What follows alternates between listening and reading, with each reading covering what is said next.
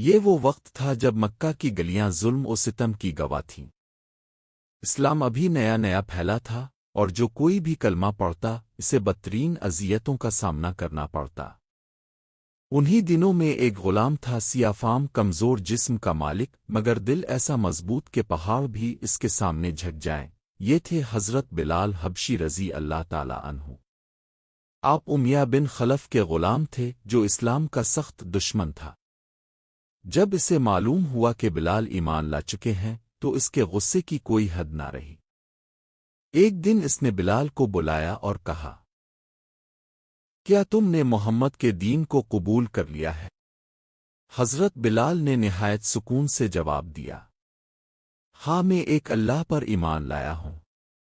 یہ سننا تھا کہ امیہ کا چہرہ غصے سے سرخ ہو گیا۔ اس نے حکم دیا کہ بلال کو تپتی ہوئی ریت پر لٹا دیا جائے۔ دوپہر کا وقت تھا، سورج آگ برسا رہا تھا، زمین انگاروں کی طرح دہک رہی تھی۔ بلال کو ننگی پیٹھ کے ساتھ اس جلتی ہوئی زمین پر لٹا دیا گیا۔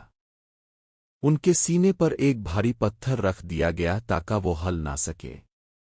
پھر امیہ نے کہا، بلال، محمد کا انکار کر دو، ورنہ تمہیں یوں ہی تڑپاتا رہوں گا۔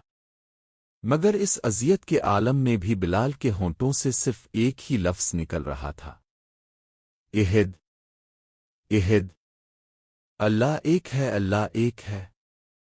ہر ضرب کے ساتھ، ہر تکلیف کے ساتھ یہی آواز بلند ہوتی، احد، احد۔ لوگ جمع ہو جاتے، تماشا دیکھتے، کچھ ہنستے، کچھ حیران ہوتے، مگر بلال کے چہرے پر ایک عجیب سکون ہوتا جیسے وہ کسی اور ہی دنیا میں ہو۔ یہ سلسلہ کئی دنوں تک جاری رہا۔ نہ کھانا دیا جاتا، نہ پانی، بس اذیت ہی اذیت۔ ایک دن حضرت ابو بکر صدق وہاں سے گزرے۔ انہوں نے بلال کی حالت دیکھی، جسم زخموں سے چور، ہونٹ خشک، مگر زبان پر پھر بھی عہد۔ حضرت ابو بکر کا دل پگھل گیا۔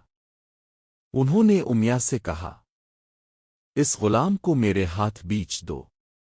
امیہ نے طنز کرتے ہوئے کہا، یہ غلام اب تمہارے کسی کام کا نہیں، اگر چاہو تو لے لو، مگر قیمت زیادہ دوں گا۔ حضرت ابو بکر نے بغیر کسی ہچکچاہٹ کے زیادہ قیمت دے کر بلال کو خرید لیا اور فوراً آزاد کر دیا۔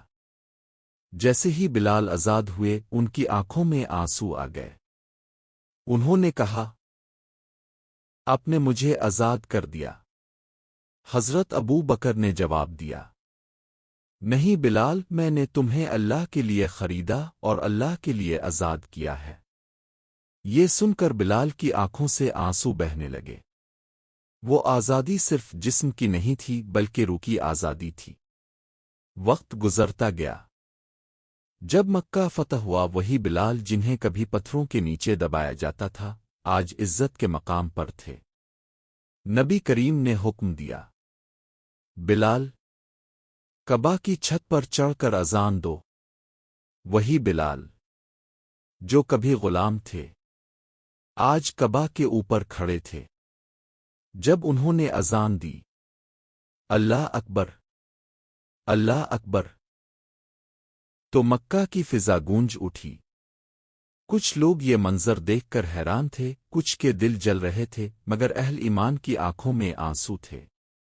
یہ وہی بلال تھے جو کبھی تپتی ریت پر عہد عہد کہتے تھے اور آج پوری دنیا کو اللہ اکبر ای سنا رہے تھے۔ یہ واقعہ ہمیں یہ سکھاتا ہے کہ جو اللہ کے لیے صبر کرتا ہے، اللہ اسے دنیا اور آخرت میں عزت دیتا ہے۔ جو انسان سچائی پر قائم رہتا ہے، چاہے کتنی ہی مشکلات کیوں نہ آئیں، آخرکار کامیابی اسی کی ہوتی ہے۔ حضرت بلال کی زندگی ایک پیغام ہے کہ رنگ، نسل، حیثیت نہیں، بلکہ ایمان ہی انسان کو بلند کرتا ہے۔ اور آج بھی جب کہیں اذان کی آواز آتی ہے تو ایسا لگتا ہے جیسے بلال کی عہد عہد کی صدا اب بھی گونج رہی ہو۔